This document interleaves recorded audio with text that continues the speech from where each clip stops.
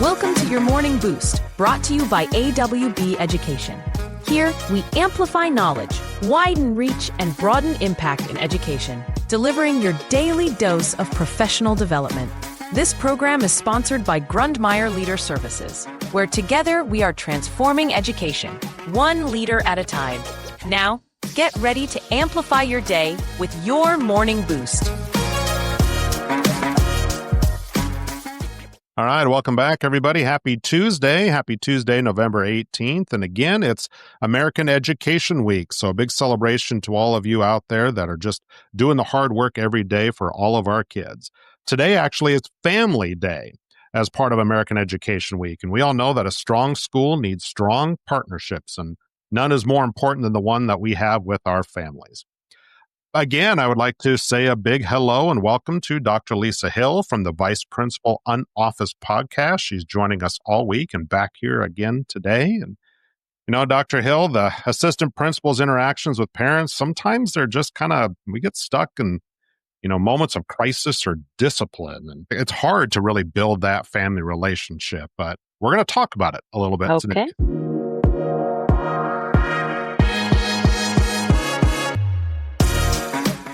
All right. Well, like I said, Dr. Hill, welcome back. Happy Tuesday to you as well. And we are on to question 2. So the question for today is, as an AP, how do you successfully pivot a difficult conversation with a parent away from one that's purely a disciplinary tone and into a productive long-term partnership? Another great question. There's not a lot of guidance for APs when they get started in this work. Very true. And discipline can be scary. And as teachers, we're often scared to call a parent and tell them some bad news. So as an AP, luckily I was an old school counselor. So I often put on my counseling hat. And what I've learned over the years is I have to enter the conversation with empathy, and I have to understand where they're coming from. And I don't engage emotionally because you can't. That's a lot of wasted energy. The parent comes in fired up because what they send to school, it's like they're not keeping all the fabulous students at home. Like they're sending us their best and they want the best for their kids, as we all do. Mm-hmm. And kids make mistakes.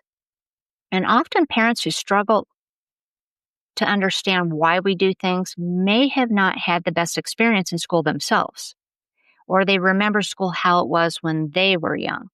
So my approach has always been try to find something that we have in common. There's got to be something out there. Often I'm a parent. I raised boys. Where did you go to school? Just something that you can find to start the conversation. Sure. And what I found, I've had a lot of luck with it.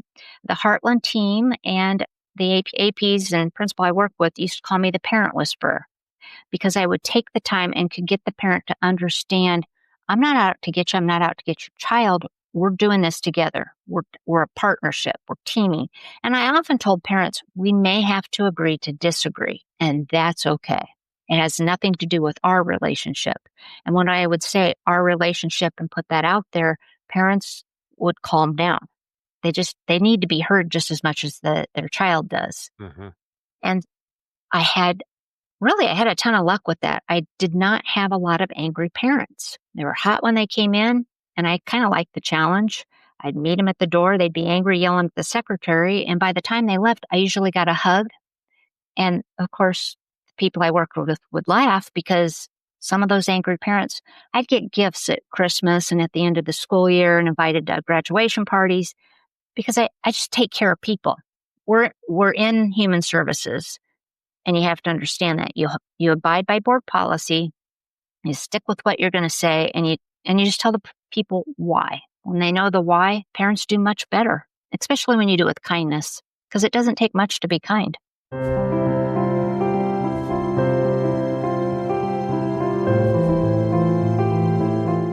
I like really thinking about that team approach, like you said. And it shouldn't be something that works really easily from the start. Think of every great athletic team, if you want to go down that route. When they start off the first time, it takes a while for everybody to kind of get to know everybody, and it doesn't click right away. But with some kindness and with some work together, you do eventually get to that ultimate goal of of winning, Yes. whether we ever completely win in these type of conversations or not, certainly having that team approach is going to get a little bit closer to it anyway. That's really Well, good. and one other thing I do when we're all done, I always say to the parent, how are you doing? Hmm. Because nobody ever takes the time to ask the parent. When you're in a struggle with your child and they're not doing well, your emotions are all over the place. You want to protect them, but you want to hold them accountable. So that question alone can calm everything. Well, and it really validates them as well, because I'm sure a lot of parents think that, oh, if my kid did something wrong, that's a reflection on me. And so I feel like there's something wrong there too. And no, that's a good point. That's a good point.